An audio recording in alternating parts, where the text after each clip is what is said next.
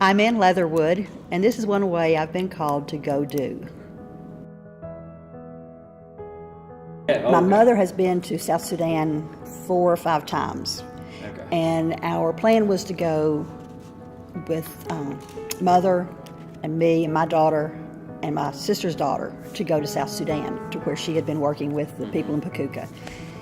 And we had everything ready for our trip, and it got dangerous, and they said, no, you cannot come. Literally got on the internet, Googled mission trips to Africa, and found Kenya Partners. And they had an open spot for a team within a couple of days of what our itinerary was. And in Kenya, they have, it's, Nairobi's a modern city. They have transportation, they have roads, they have running water, they have electricity. It was not as hot because of its altitude.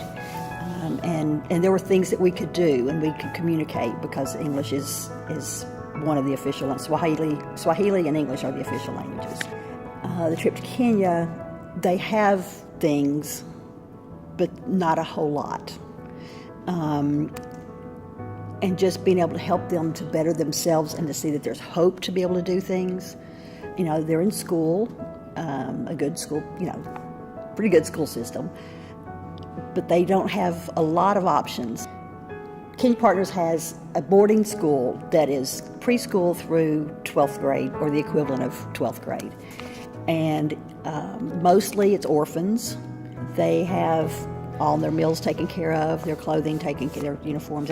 Every student in every school has uniforms, which are very inexpensive. But so everything is provided for them while they're there. They have a hospital or a clinic, depending on what you want to call it, where they can see people from everything from getting new glasses, to having a tooth pulled, to delivering a baby, surgery. They have pharmacy and all of that, and that's 24 hours a day. And they'll have clinics where, they'll call it a camp, where people can come in, and for basically $1, they can get their main ailment addressed and get medication and get a vitamin pack for about 2 weeks worth of vitamins. And we saw about 1,000 people in a week. And then the other arm of it is their preschools, and they have 2 preschools. One's Mercy School and one's at Squatters Hill.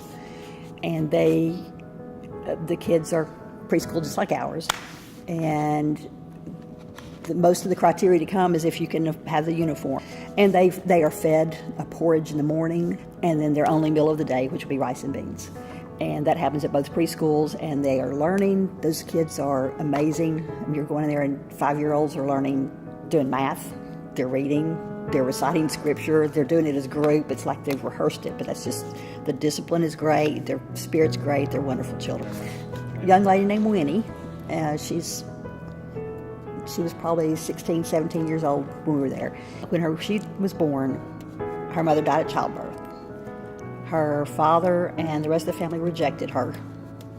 And when I say rejected, I don't mean just didn't pay attention to her. They rejected her. She was no longer a part of the family. She was a friend, took care of her and raised her. So then she went on to the school. And she has health problems, and the beauty of it, the school takes care of her. She needs to be in the hospital. They pay for her hospital. They're shooting for leaving second or third week of May. Airfare goes up in June by about $600. So we're thinking May's a good time. Keep an ear out for more information about next year's Kenya mission trip. But in the meantime, may you, through prayer, find the ways that God's calling you to go do.